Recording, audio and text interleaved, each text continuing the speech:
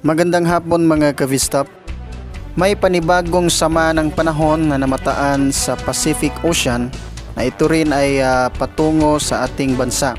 Ito ay namataan 1,290 kilometers east of northern Mindanao.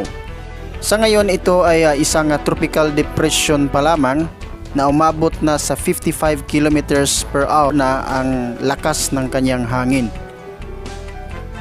So inaasahan na sa darating na mga araw ito ay maging isang tropical storm at maging isang bagyo rin.